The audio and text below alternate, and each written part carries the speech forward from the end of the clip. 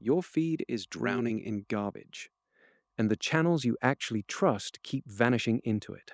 Open any recommendation shelf, and you will find the same dead-eyed thumbnails, the same hollow narration, the same 5-minute nothing clips that somehow still get pushed. Low-effort synthetic spam has become the default weather of the internet. Platforms noticed. They promised a cleanup. Across 2025 and 2026, new rules targeted inauthentic, repetitive, low-quality synthetic content. Detectors, labels, automated suppression. It sounded like someone finally took your side. Except the cleanup has a nasty habit of hitting the wrong people first. These systems do not watch a video the way you do.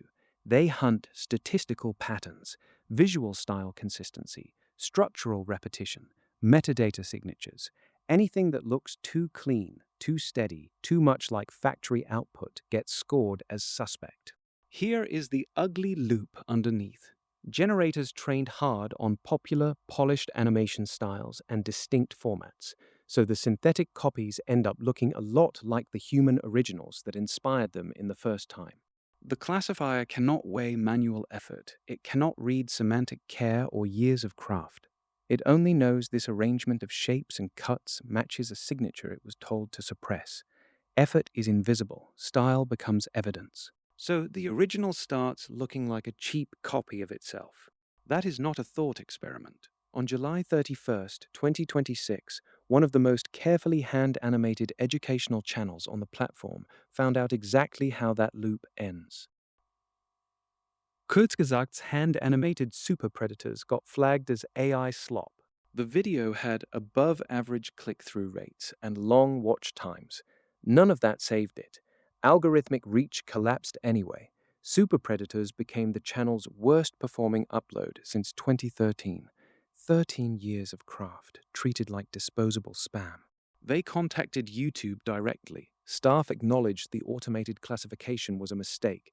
The channel pulled Superpredators down to update and re-upload it. That is what a false positive looks like when you have millions of subscribers and a direct line. Most creators never get a human on the other end of that call. Smaller channels report the same kind of flags, appeals that bounce back in under a minute, automated loops with almost no human eyes in the room. Creators talk about channels like Rebel Taxi and Kelsey Animated hitting similar walls. Same pattern, far less leverage. And people online argue the generators themselves trained on styles like Kurzgesagt's flat vector look, so the detector confuses the original with its imitators. That theory is still unconfirmed. The damage does not need it to be true. This is not only a YouTube problem. In May 2025, a single publisher dumped over 38,000 AI-generated assets onto Epic's Fab marketplace. The flood forced mandatory AI labeling, daily upload limits, and yet more automated detectors. Same arms race, same blunt tools, same collateral. Meta admitted that a software bug in late 2025 more than doubled false positive moderation flags on legitimate accounts for a stretch. Family photos, business pages, local news outlets. The machine was hungry and the net was wide. Coding tutorials and hardware workaround guides have been swept up too. Educational work removed as if it were dangerous content. When the filter is tuned for volume, anything that rhymes with spam becomes spam until proven otherwise. So the actual slop keeps shipping. The craft gets the ticket. Platforms will tell you they have no choice. Hundreds of billions of uploads. Pure human review is physically impossible. Without aggressive filters, feeds and marketplaces drown in mass-produced spam, stolen work, and dangerous junk. Collateral damage is the cost of a usable internet. That argument is not fake. Scale is real.